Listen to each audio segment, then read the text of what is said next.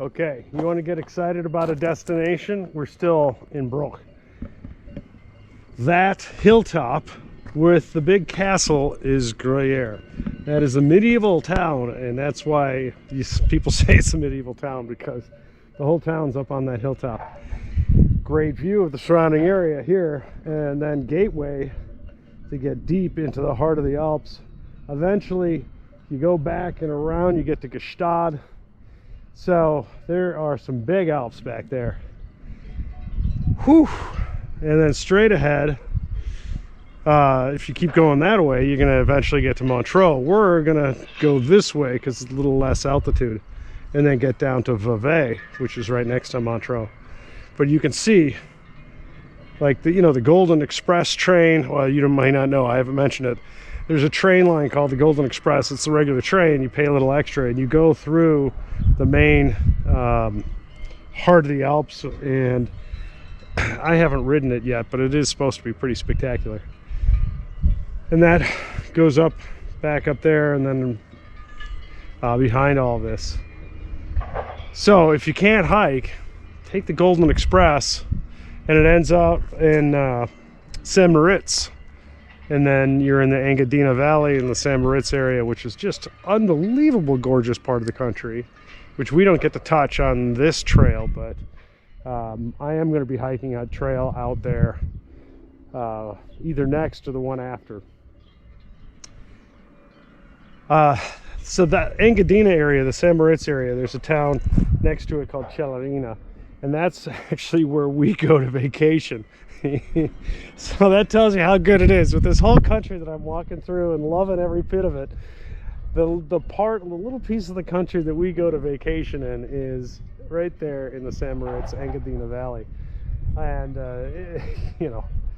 that in and of itself should give you a good idea of what's down there. Samaden is the closest bigger town. Been to the Samaden hospital for almost a broken wrist. That's where you go if you get hurt skiing on any of the downhill alpine ski runs. They take you to the Samaden hospital. They're pretty good with bones and realignment of bones. So that's where we're headed, right there. Gruyères. We made good time too. Look at this view. So this is section 21, 22, which I have to do probably next week because it's another overnight. That's getting out of town that away, and this is such an exciting part of the trail. Okay, I'll tune in again when I'm over there. So I forgot to mention there's gliders here. There's an airport for gliders specifically, and there's one in the air going up. You got to download the high-res version. And if you can't see the glider, then just take a look at this beautiful pasture.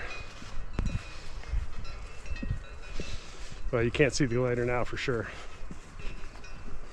I'll try to focus in on the video as best I can.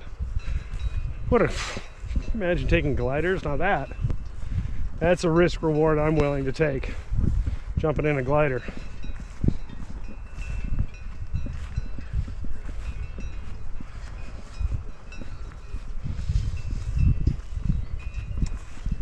Yep. Thank you. Today's been a long day. I'm at 6 hours already, 13 miles. I don't know if the ride-up's at 6 or 6.5 hours, but I took breaks. Oh, there's a plane taking off from the airport. I took breaks.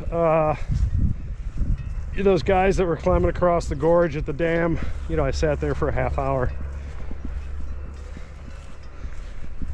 I didn't stop for lunch. I ate a snack while watching the guys in the gorge.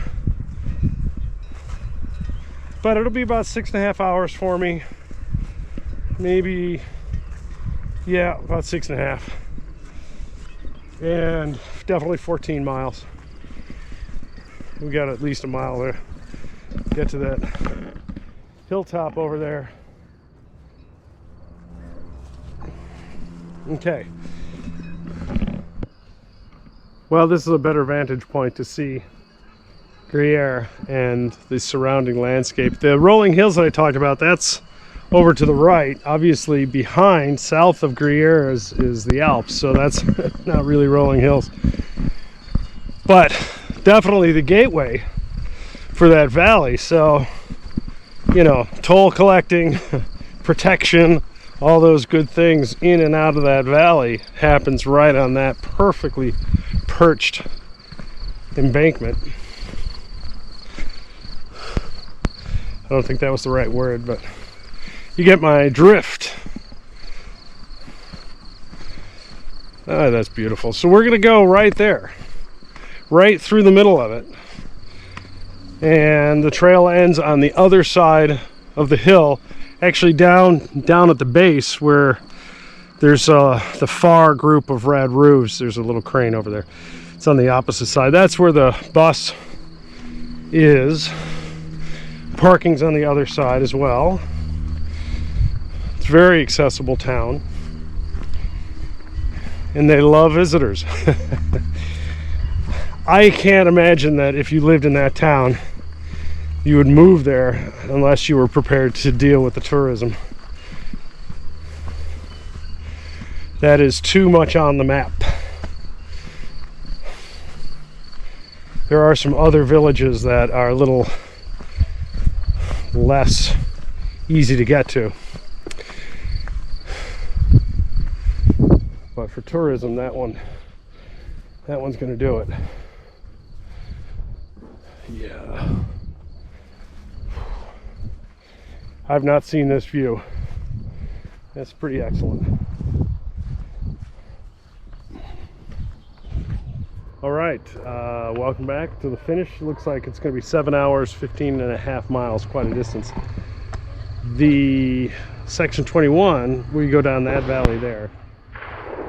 And if you can hear that report in the background, it's Saturday. There's a gun range, driving range. They're active.